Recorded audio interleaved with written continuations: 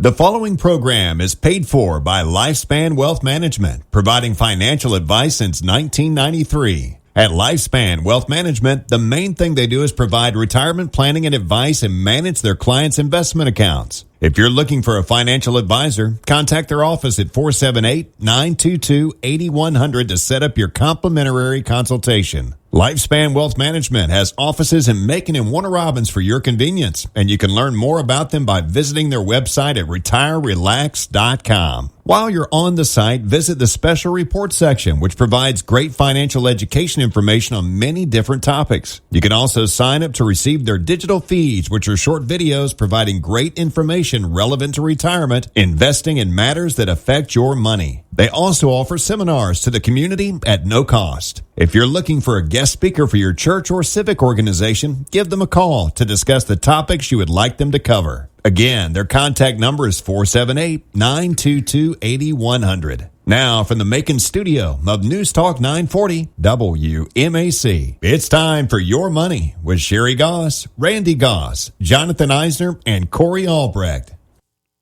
Good morning, everyone. Good morning. And thanks for taking time out of your Saturday to be with us this morning. Randy's busy this morning, so he will not be joining us today, but let's start with what our analyst partner, Horizon Investment, has to say about the economy. And I will say up front that 2026 could turn out to be a very good year. The GDP is tracking 7-8%, and the One Big Beautiful Bill is leading to new spending, which is a tailwind for the economy. Another data point supporting this is that global manufacturing just expanded for the first time in 4 years. Yeah, that is good news. I just wish that they could get the deficit under control. I think we all wish that. AI productivity is starting to show up in real life in the legal, medical, and computer coding fields. This sudden advancement may lead not only to productivity, but importantly also to business formation and new jobs. Another bright spot has been the S&P 500's earnings season. So far, 80% of the reporting companies have beat earnings per share, 70% beating revenue. Overall, we are seeing an earnings per share growth of about 12% year over year and revenue growth of 8% year over year. Strong. Well, one thing that is happening is the deregulatory agenda that is starting to unfold, including the Environmental Protection Agency's greenhouse gas deregulation, and there is the potential for bank deregulation. Good or bad, these will impact growth, but there are some headwinds that we will continue to watch, such as how immigration policies will affect the labor supply, making the labor market more fragile. The Fed may be able to cut as much as we had hoped, and then there are the midterm elections and geopolitical challenges, but unless we get sucked into a conflict, they will remain somewhat irrelevant. But overall, the consensus view of the economy is that it is unlikely to experience a recession in 2026. If you've watched any of the network news, you've probably seen Scott Ladner. He's the chief investment officer at Horizon Investments, who we partner with. On a recent call with him, he had the following to say, and I quote, "If we were just playing the counting game, the sheer number of tailwinds dominating the headwinds would give us a clue about where we stand in both the economy and financial markets. But we should probably try to be a bit more intelligent than just a basic count. We could think about the relative importance of each of these headwinds and tailwinds, and when I do that, it's a relatively inescapable conclusion. These tailwinds are strong to quite strong compared to the headwinds." Headwinds meaning what could cause growth to slow, and tailwinds meaning growth could increase. There are real, meaningful tailwinds in both the economy and markets right now, and the fact that they are hitting simultaneously is very underappreciated. Fiscal stimulus from both private and public sectors, monetary stimulus from Fed cuts over the past 12 to 18 months, deregulation finally getting a seat at the policy table, and corporations and consumers' strong financial health. And then there's the cherry on top of this tailwind Sunday. AI diffusing throughout the economy is on the important scale of electricity diffusing throughout the country, far more important than the internet coming of age. It has the capacity to be that impactful to a place where you won't be able to fathom life without it or before it.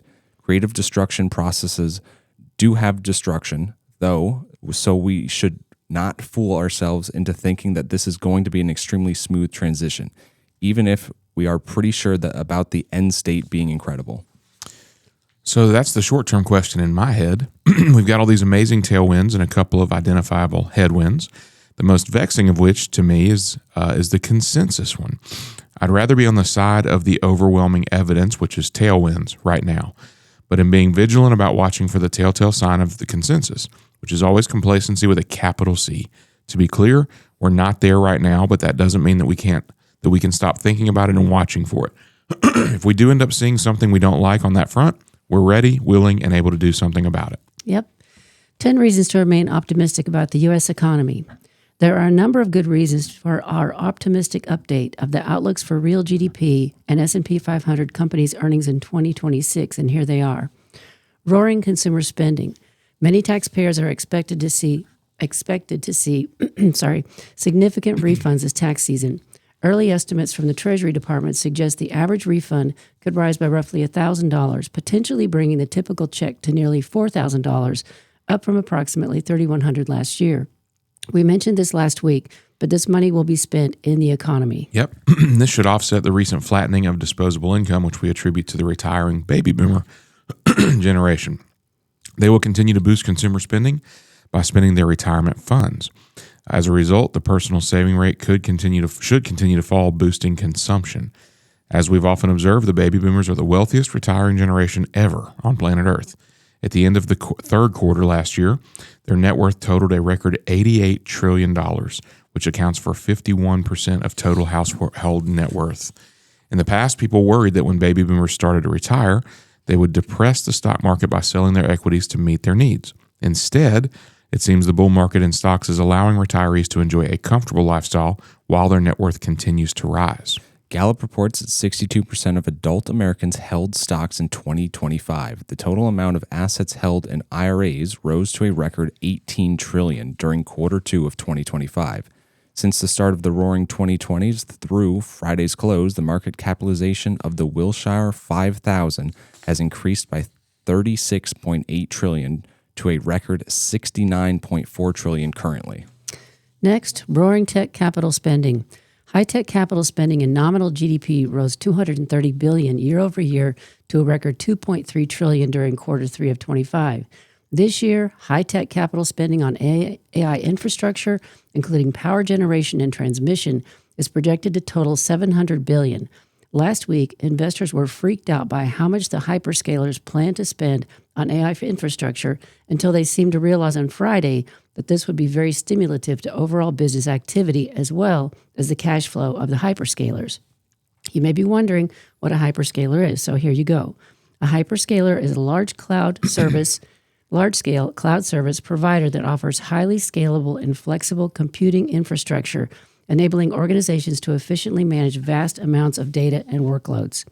Investors have been concerned that so much capital expenditure on AI will deplete the cash flow of the hyperscalers, but the CEO of NVIDIA dismissed these concerns about overspending, stating that the capital investments are appropriate and sustainable because they lead to profitable tokens and rising cash flows. Overall, corporate cash flow rose to a record high $3.9 trillion during quarter three of 2025.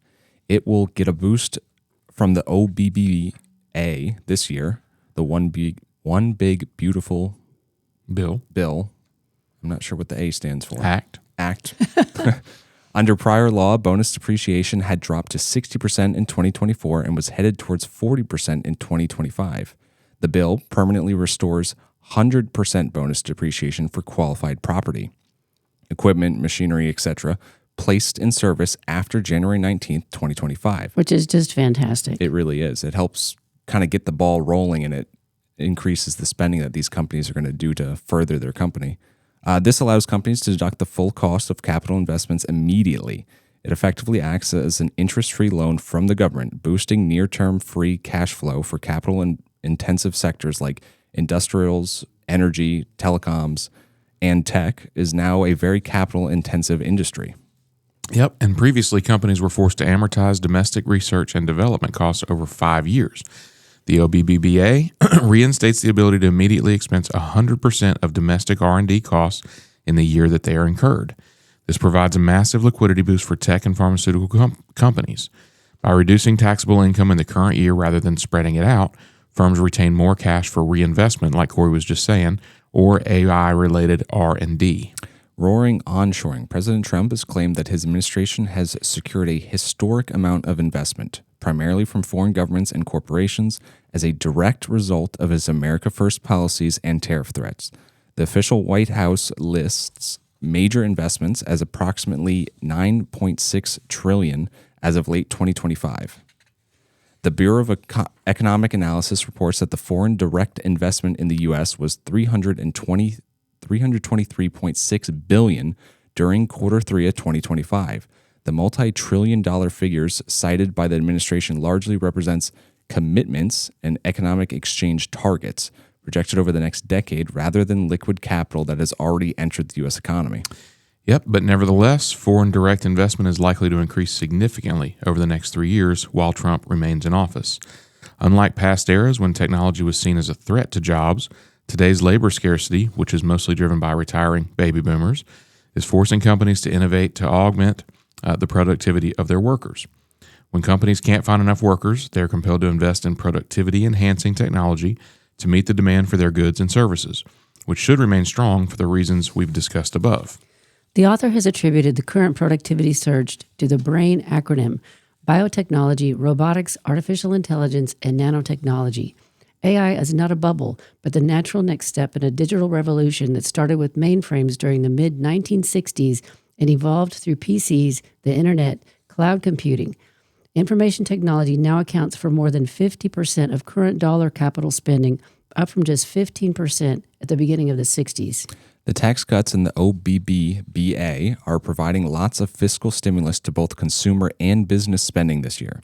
Meanwhile, the bill doesn't do much, if anything, to reduce the growth in federal government outlays. As a result, the federal deficit will remain somewhere between 1.5 to 2 trillion this year. So that just stresses me out, and here's why.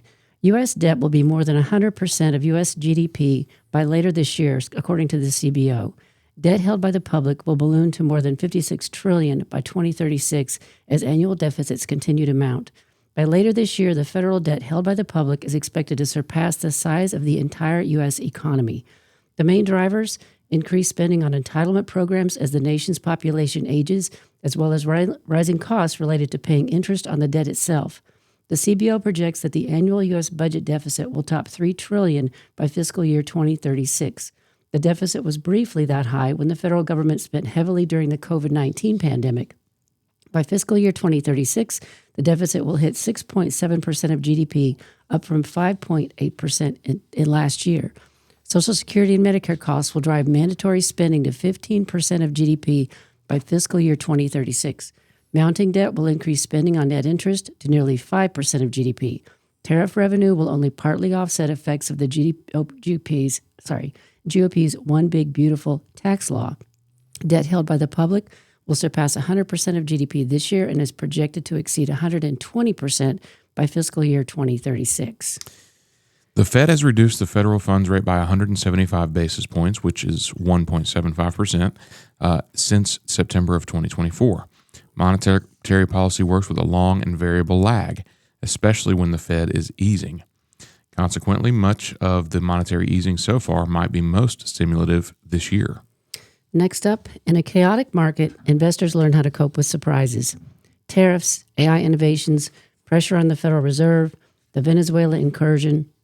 A year into the second Trump administration, traders or investors say they are growing more accustomed to what is known in Wall Street parlance as event risk, sudden, unexpected news triggering outsized market swings. Market-moving shifts from Washington once involved months of negotiations with stakeholders, members of Congress, and lobbyists. Today, they are just as likely to come via overnight headlines or social media posts that can add or erase billions of dollars in market value before breakfast. Lately, they have ranged from the potential scaling back of steel tariffs to the appointment of a new Fed Reserve chairman. And we are seeing this every day. New developments in artificial intelligence have also disrupted entire sectors of the market in sudden and unexpected ways, rolling through insurers, data providers, wealth managers, and even trucking companies. The nerves are evident from spikes in the CBOE Volatility Index, or VIX, known as Wall Street's fear gauge, because it measures the price of options that investors tend to buy when expecting stock swings. Even this earnings season has been particularly volatile. The average S&P 500 stock moved 5.2% or more on reporting days, the highest since 2012, according to Citi analysts. 15 moved 15% or more. Please talk with your financial advisor and make a plan to control volatility in your portfolio, as I don't think this is going to end anytime soon. I'm talking about if you're retired. If you're younger, you make more money when you have volatility because you're buying in every payday. Once you're retired, you kind of don't want to see this. It makes you nervous. So just a thought. I agree. I think volatility, with all the AI stuff that we talked about at the beginning of the show, and how ultimately it'll end up being a good thing. Yes. Getting to that point, we should expect a lot of volatility, I think. So I agree with you. I don't think it's going anywhere anytime soon. Okay, the top 5 fastest growing jobs in healthcare, according to BLS data. Based on data from the Bureau of Labor Statistics, these are the top 5 fastest growing healthcare jobs based on their projected growth rate from 2024 to 2034, some of which have 6-figure median salaries. So feel free to make comments on these because I have some thoughts. So nurse practitioners, 40% growth rate. Median pay in 2024 is $129,000, and I think that's low compared to what it really is today. Yeah. Medical and health services managers, growth rate of 23%, median pay of $117,000. Physical therapist assistants, growth rate 22%, median pay $65,000. Physician's assistants, growth rate 20%, median pay $133,000. And psychiatric technicians, growth rate of 20%, median pay $42,000. I think all these numbers are very low. I do too. They're 2 years old. So if you have kids or grandkids in high school, please share this with them as they may want to check out these career fields. Yeah, my wife, who has been out of the nursing industry she was a nurse until probably about 10 years ago. And she was making, for our age and for back then, she was making pretty good money, probably about $50,000 or $55,000. And I was having lunch with a friend recently whose daughter's about to graduate from nursing school. And he said that she's going to make like $80,000 or $90,000 right out of school. I'm sure. Like, man, Katie left the nursing industry a little bit too early. But I agree. The demand is huge. It's huge. Especially here in Warner Robins. They can't hire enough doctors and nurses. I agree. Nurse practitioners, physician assistants, I have a few clients that are these, and I agree with you. These median numbers, I guess these are national median numbers. Yeah. Median numbers, and they are low. Mm-hmm. The clients that I have here, they make more than this, significantly more than this. So if you are considering what you want to do, and healthcare is a consideration, you can make some pretty good money. So, or do they make you start out doing the what do you call those pans that you have to put on people to go to the back? Bedpans. Bedpans. Yep. Do they still make you start out with doing the bedpan thing? Because that's why I never went there. My aunt was a nurse, and she tried hard to get me to come to the hospital and just see what she did. And when she told me that's where I'd be starting, I'm like, eh.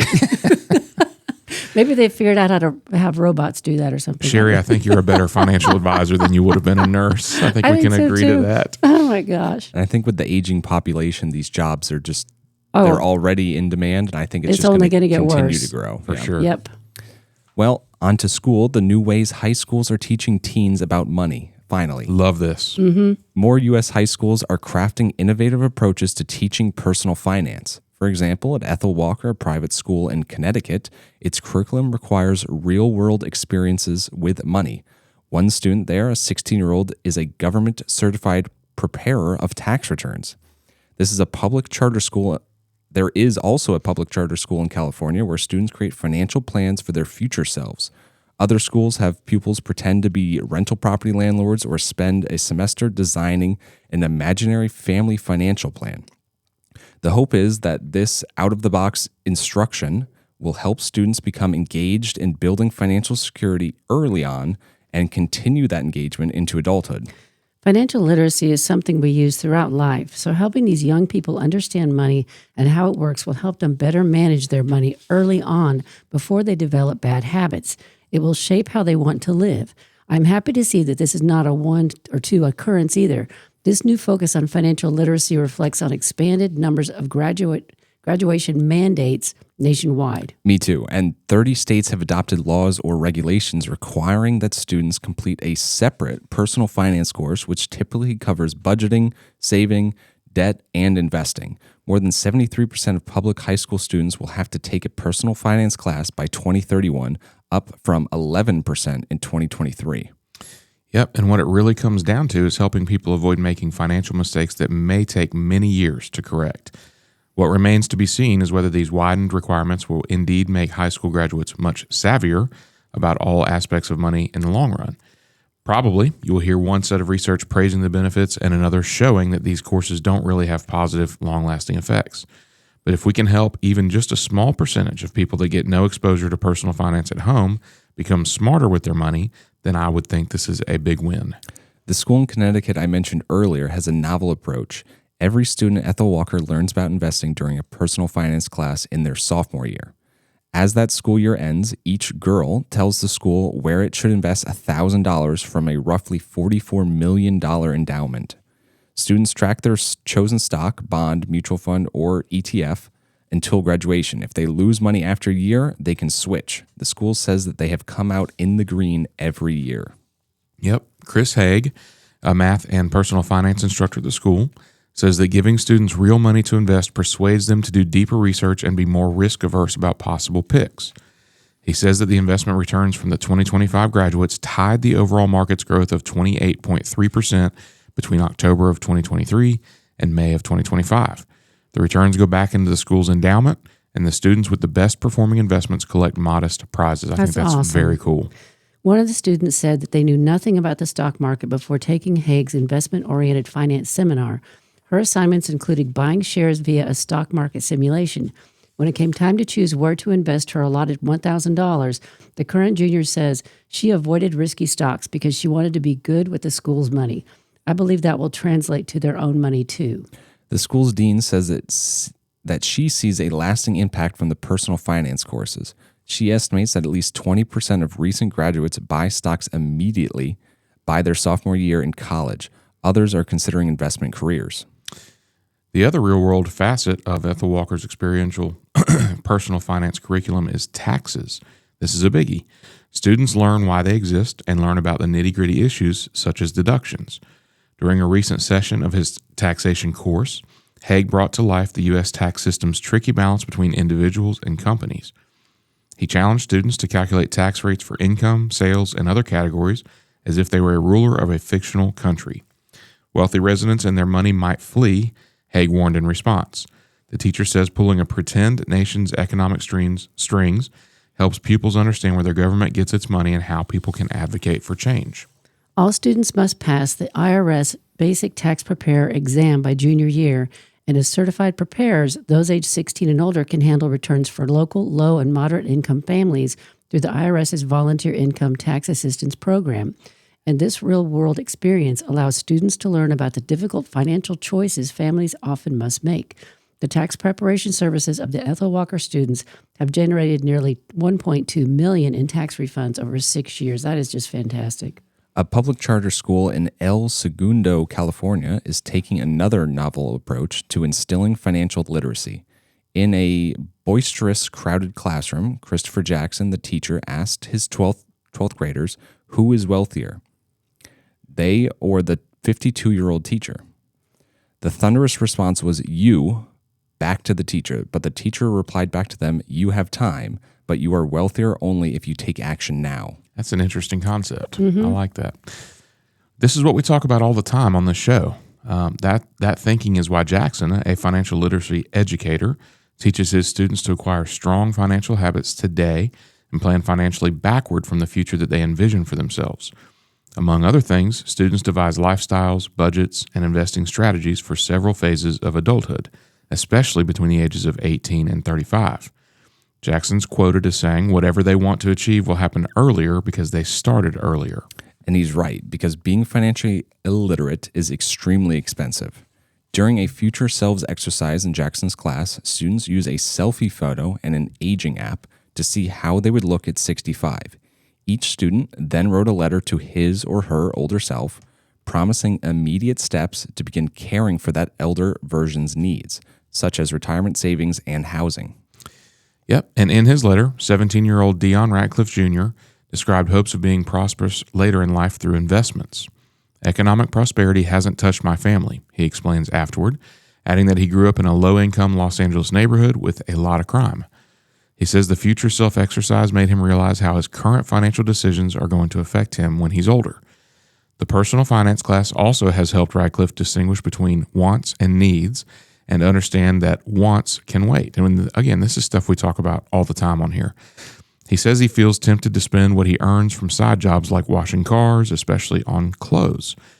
I'm into fashion, Radcliffe says, but adds that he hopes to buy less clothing and not have money control me. Or maybe go to Goodwill.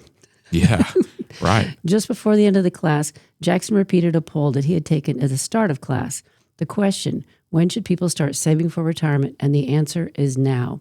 So this is just fantastic. If your child or grandchild's school does not offer such a course, you can make one up at home. And here's the other thing. Georgia as a state is rolling out financial education from K through 12 starting this year. So in the fall, every kid each year will be learning some financial step. So, but pay attention to that. Help your kids with it. Give them examples of it. Take them shopping. Teach them comparison shopping at the grocery store. Teach them every time you go out, there's a lesson they can learn. Something as simple as going through a fast food drive-through and how many hours you have to work at minimum wage to pay for that meal. There's stuff like that so they understand how stuff works. There's so many examples you can use every day that is extremely good. Yeah, and the more of that we can do, absolutely the better. And onto what you were talking about, Cher, I think I just recently saw an app where you can put what you make an hour and then you can put the price of the thing you're looking at and it'll tell you how long you have to work to buy that. I hope it has tax deductions. I was going to built in. say, does it have the state you work in and taxes and all that? And I think you put in your after-tax earnings. oh, after tax, okay. Like per hour. Gotcha. And then it'll say, this is worth 20 hours of you working For a at pair your of job. shoes.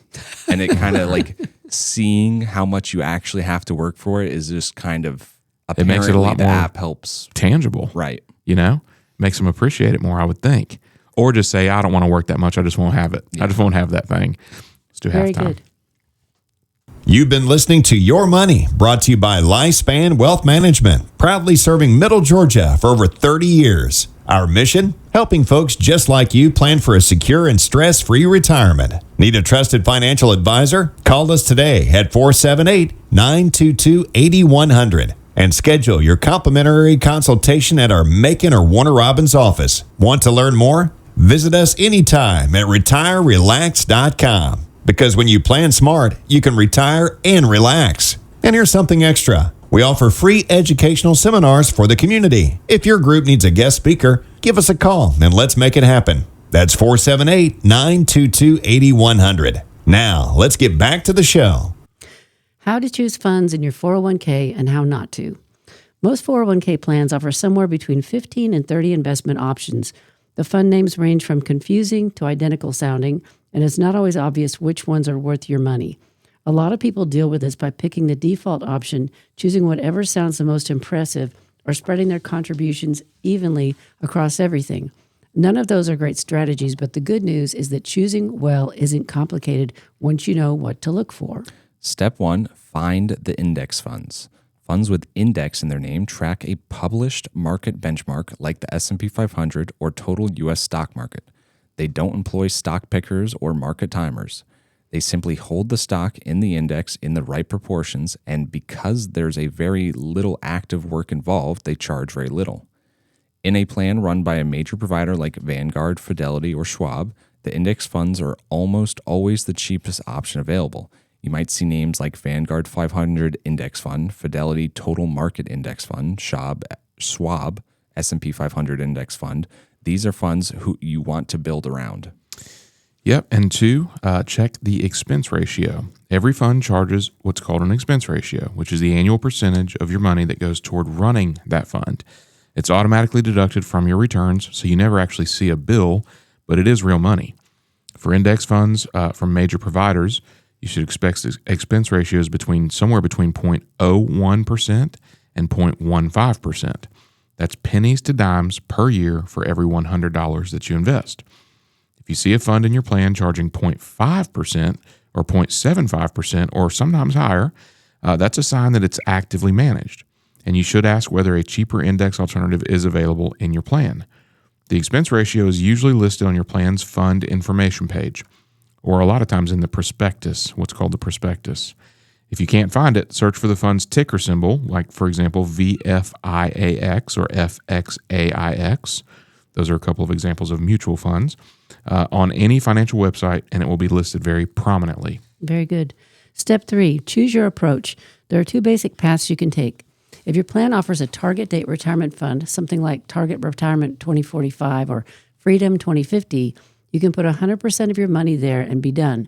These funds automatically hold a mix of U.S. stocks, international stocks, and bonds, and they gradually shift toward bonds as you approach retirement. Target date funds are built from low-cost index funds under the hood and typically have expense ratios around 0.08% to 0.15. But I will comment here. I recently met with a woman who was in a target date fund, and she took the target date fund that someone that she worked with told her to take that had nothing to do with her age. You want this to line up with when you're going to retire. So don't look to other people for advice, because if they're older than you or younger than you, they're going to be in a different one. Yeah, they're going to be you're going to be in the wrong index fund. But if you're decades away from retirement and want to stay 100% in stocks, you can skip the target date fund and choose between a total U.S. stock market index fund or a total world stock index fund. There's no way to know which will perform better going forward. U.S. stocks have outperformed international stocks for the past 15 years, but that doesn't mean they always will. A total world fund gives you broader diversification across developed and emerging markets worldwide. The big deal to me is as you are investing through your 401k, you are buying shares every pay period. And if the market goes down, you get to buy more shares. So being more aggressive when you're young pays off in down markets. Another option is that you can build your own mix. If you want more control over your diversification and risk profile, you can combine multiple index funds. This approach lets you decide your own allocation between U.S. large cap stocks, small cap stocks, international stocks, real estate, and bonds.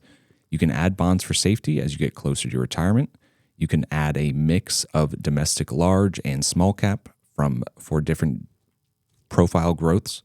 You can include international for geographic diversification. You might add real estate for exposure to an asset class that doesn't always move in sync with broader stock indexes.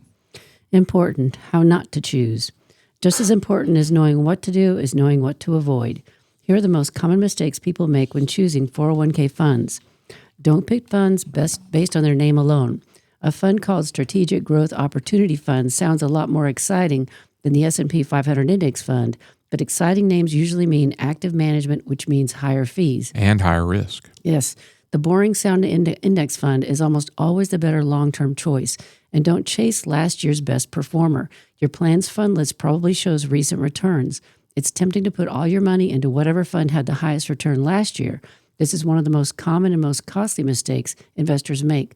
Last year's top performer is often next year's underperformer.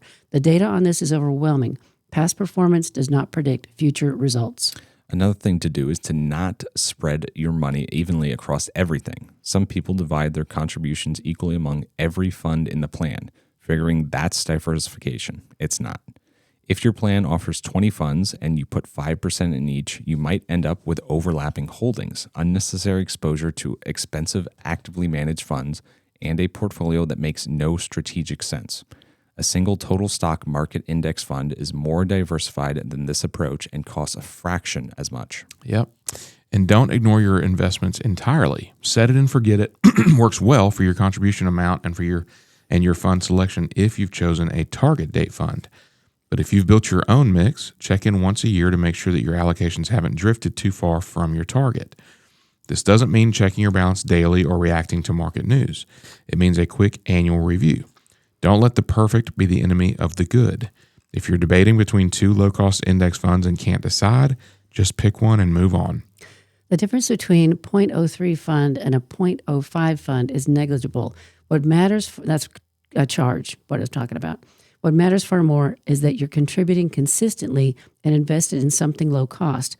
Every pay period you spend agonizing over fund selection instead of investing is a pay period of compound growth you've missed. Yep. So what if your plan does not have good options? Most 401k plans administered by major providers have at least a few solid index fund options, but not all plans are created equal. If you work for a smaller employer, your plan might be run by a less competitive provider with higher cost funds across the board. If every fund in your plan has an expense ratio above 0.5%, here's what you should do. Still contribute enough to get your full employer match at a minimum. Even in a high-cost plan, a 50% or 100% match on your contributions is an immediate return that outperforms any fee drag. Free money is free money every time. Some final thoughts. Choosing funds in your 401k doesn't require a finance degree. Look for index funds, check the expense ratio, pick a simple strategy, and contribute consistently. That's it. The vast majority of your long-term investment success will come from three things: how much you contribute, how long you stay invested, and how little you pay in fees. The specific fund you choose matters far less than those three factors, as long as you're in something low cost and broadly diversified. Very good. Very good. So please pay attention to what you're in, pull your statement, review what you're in. Is it appropriate? And if you have questions, call the advisor that is over your plan, because they're there to help you. Used to be back in the day, they would come to the office and you could actually have a face-to-face, and that has not been going on for years. And so it's really up to you to ask for help if you really need it. All right. Next up, brain training sessions found to reduce dementia risk is decades-long study. The Advanced Cognition Training for Independent and Vital Elderly active study, which began in the late 90s with nearly 3,000 older adults, evaluated how brain training impacts thinking and memory. The participants, who ranged in age 65 to 94 at the start of the trial, were randomly placed in groups for 10 training sessions in memory, reasoning, or speed of processing. The 60 to 75-minute sessions were conducted over 6 weeks. Another randomly selected group received booster training 11 months and 35 months after the initial session. Yep.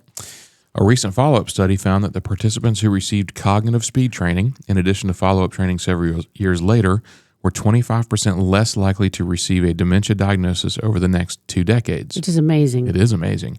This is one of the first results from the trial to demonstrate that any intervention, whether it is cognitive training, brain games, physical exercise, diet, or drugs, can lower the incidence of Alzheimer's disease and related dementias, according to principal researchers at the University of Florida College of Public Health and Health Professions. The findings were published in the journal Alzheimer's and Dementia, Translation Research and Clinical Interventions.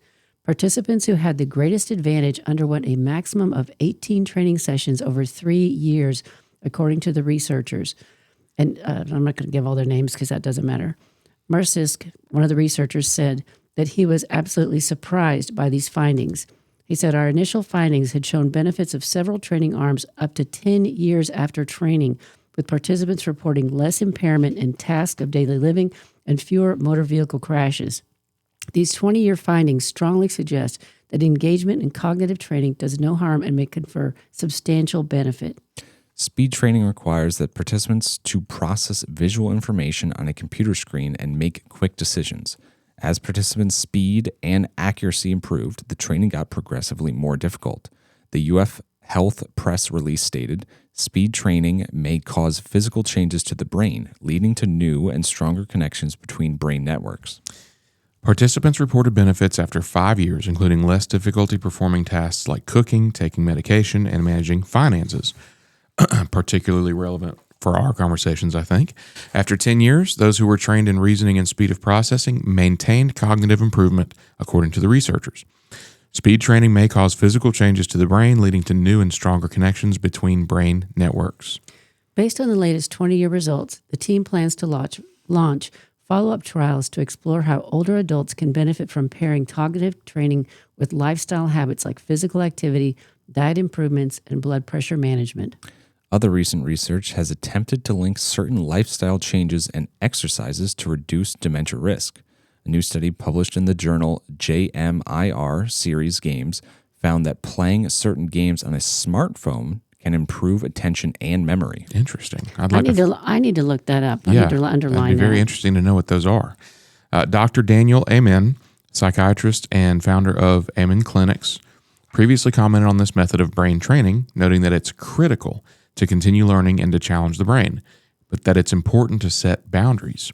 If you can be disciplined, word games, for example, or Sudoku games can be helpful and have shown to increase memory. New learning is a very important critical strategy to decrease aging. Amen went on to say, you should be spending 15 minutes a day learning something new that you don't know, whether it's a language, a musical instrument, a new gardening technique, or a new technique in cooking. This is good information. This Seriously. is excellent. This is really good. I need to look that up. I prefer Minesweeper over Sudoku. I'm not familiar. You never played? No, Oh. I don't play any games. I do like Sudoku, though. Minesweeper's an old one. Oh, it is? Okay, maybe that's just me. I'm not familiar with it. I do like Sudoku, though. I just read a lot of books.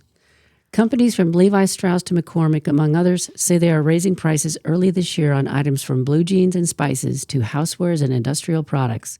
After holding the line on prices for several months, companies big and small have begun a new round of increases, in some cases by high single-digit percentage points.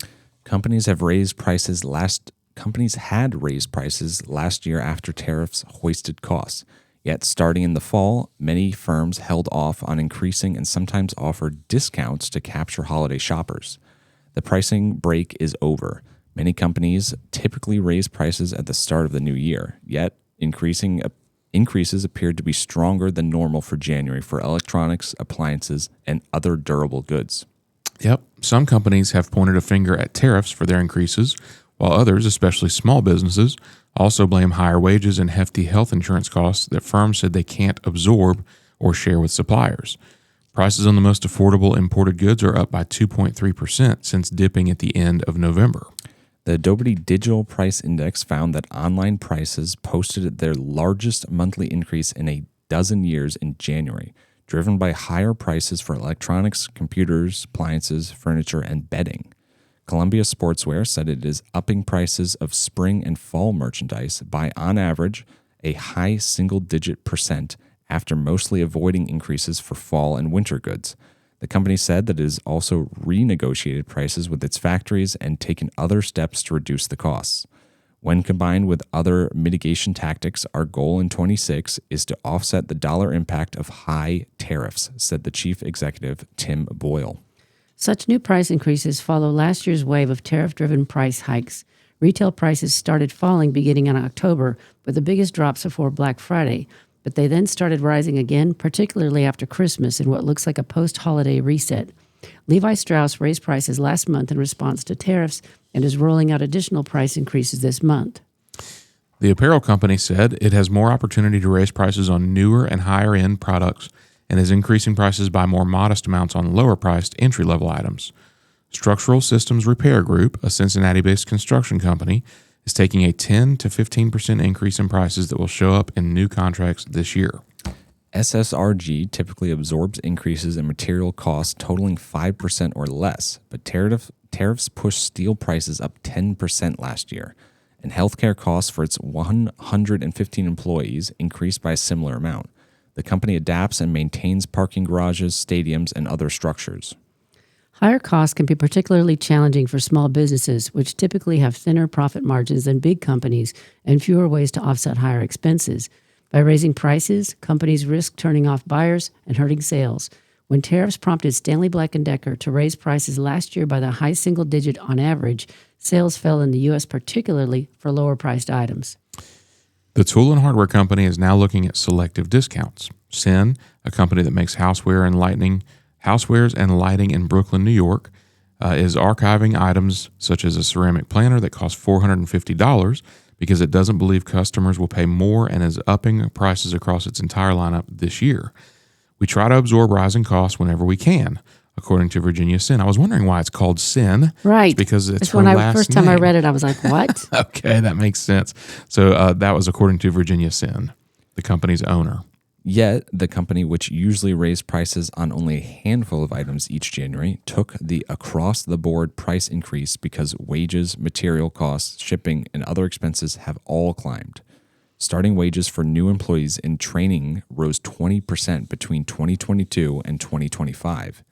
Many businesses have tried to offset tariffs and other inflationary pressures through cutting costs and by pushing back on suppliers. But some companies said those options aren't enough. Tariff expenses added $70 million in gross costs last year and will add $50 million in incremental costs this year, according to spice maker McCormick. The company raised some prices in September. Have you noticed the price of spices? Do you do the grocery shopping in your house? I don't. I do, and it is twice. It is double. For all spices across the board? Oh my gosh, everything. So you can buy the generic Kroger, but it's probably not the same always price as what the name brand was? It's what the name brand used to cost, Man. and now the name brand stuff is through the roof. I just couldn't believe the prices when I went shopping the other day to buy something for a recipe. Anyways, It's no wonder a hamburger is $18 when you go somewhere because all the stuff that goes into making it it's higher. is 2 to 3x. Yep. So the companies have raised some prices in September in response to tariffs, inflation, and core commodities and higher packaging costs, and it is increasing some more prices this month. More than half of small business leaders said that they plan to increase prices in the next 3 months, according to a December survey of 600 entrepreneurs by Vistage Worldwide. Nearly 70% planned increases of 4 to 10%, while another 10% forecast increases of more than 10%, according to the business coaching and peer advisory firm. Atomic Object, a Grand Rapids, Michigan-based digital software consultant, raised the hourly rate it charges its customers to $200 this year, after boosting rates to $195 an hour from $180 an hour at the end of 2024. We tested the market at $195 and said we would hold here, said Jeff Williams, a managing partner, but increases in salaries and benefits are driving expenses higher and higher. The company's health insurance premiums jumped 14% this year after climbing by 12% in 2025, and now equal nearly 10% of revenue, up from only 5% 3 years ago. So the whole health insurance premium is a thing of itself. And the problem that I'm seeing is I have clients that go to their doctor with an issue, and I have 3 clients that have been to 15 specialists, and none of them can figure out what's wrong because a specialist only looks at one part of your body. And now 70 to 80% of doctors are specialists because they only have to look at one part of your body. They don't have to look at the whole person. And so we've got to do something about that. But the other thing I will say is it's been interesting to watch as prices have gone up, where people are shopping more. Walmart and TJ Maxx, their sales are way up because of all of this. And both of those are holdings in our portfolio, just FYI. All righty, ETFs versus mutual funds. What's the difference and when does it matter? For most people, the first time you encounter investing is through your workplace 401k. You log in, see a list of funds with names like Large Cap Index or S&P 500 Fund, pick a few and move on. Those are mutual funds, and you may not have thought much about it. When you hear someone mention VOO or SPY, or you see a headline about ETFs and you start wondering, am I missing something? Should I be buying ETFs instead? Is there even a difference? Yep, the short answer is that ETFs and mutual funds are 2 different wrappers around pretty much the exact same thing. A Vanguard S&P 500 ETF and a Vanguard S&P 500 mutual fund hold the exact same 500 companies underneath, weighted the exact same way, and deliver nearly identical returns. The difference is in how you buy them, not what's actually inside. So what are ETFs and mutual funds? Both ETFs, exchange-traded funds, and mutual funds are baskets of investments bundled together in a single package. Instead of buying individual stocks one by one, you buy one fund that holds dozens, hundreds, or even thousands of stocks for you. Both can be cheap or expensive, both can track an index, or be actively managed. The contents can be identical. The core difference is how you buy and sell them. Mutual funds are bought and sold directly through fund companies like Vanguard or Fidelity. You can place an order during the day, but the transaction happens at the end of the day at a single price. You invest a dollar amount and you can buy partial shares automatically. ETFs trade on the stock exchange just like individual stocks. You can buy and sell them at any time in the market when the market is open, and the price fluctuates throughout the day. You typically buy in whole shares, though many brokerages now support fractional shares. That's the fundamental structural difference.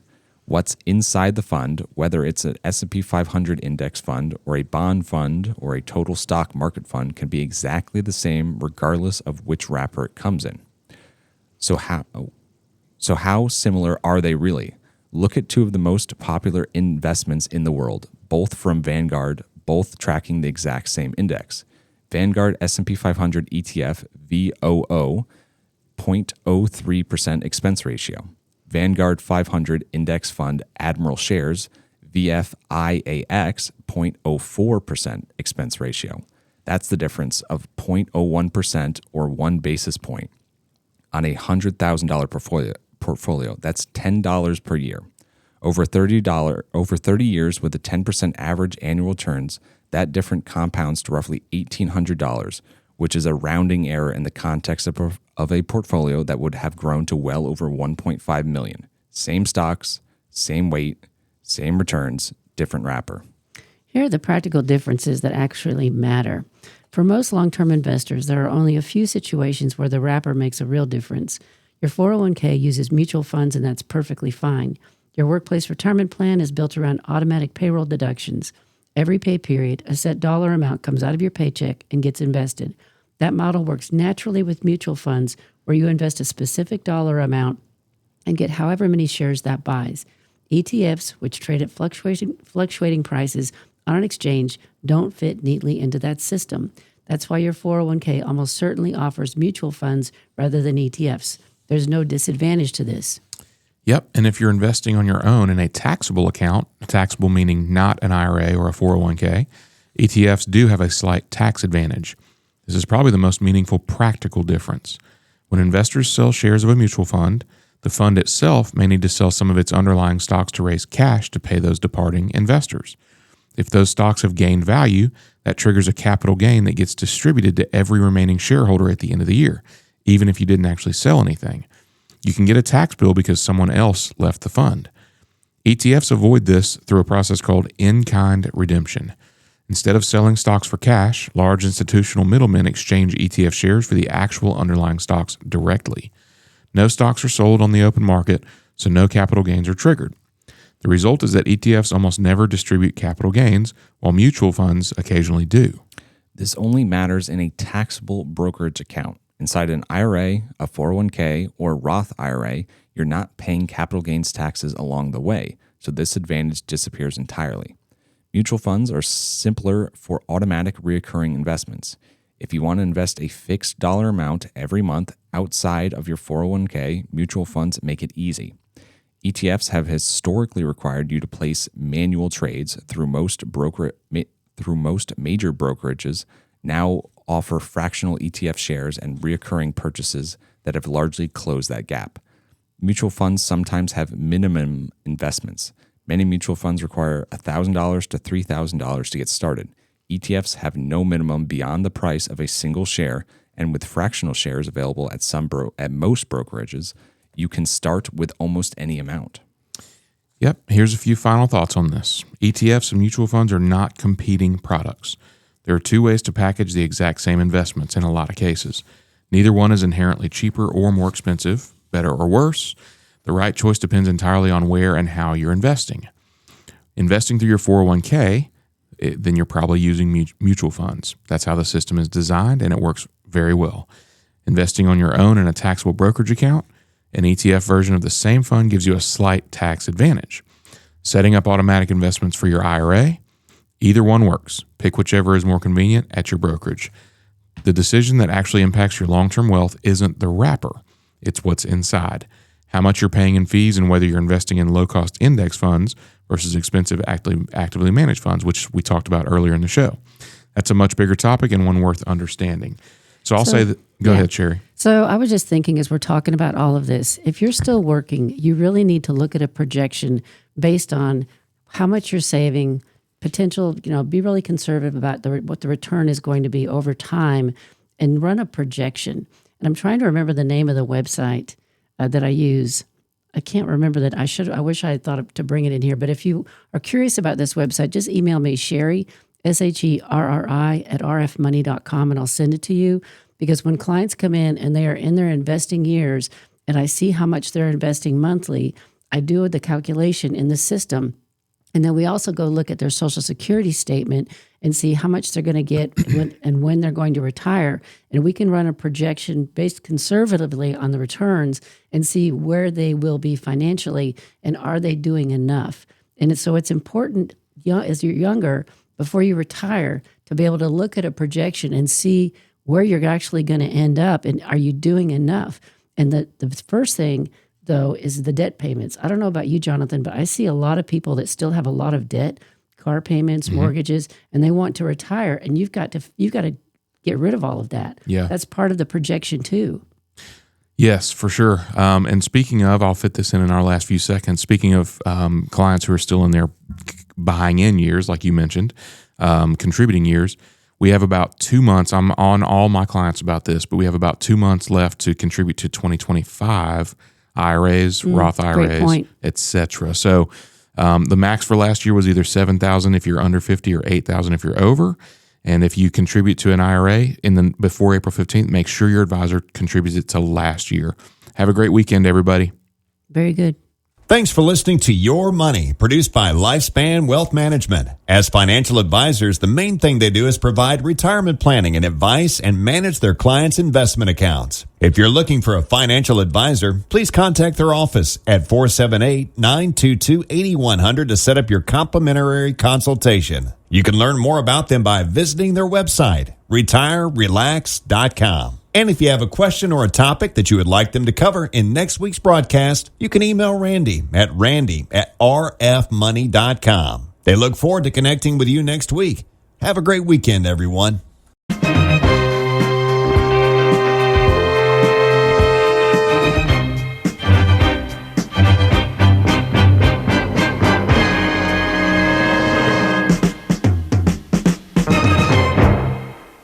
Securities and investment advisory services offered through Osaic Wealth Incorporated, member FINRA SIPC. Osaic Wealth is separately owned, and other entities and or marketing names, products, or services referenced here are independent of Osaic Wealth.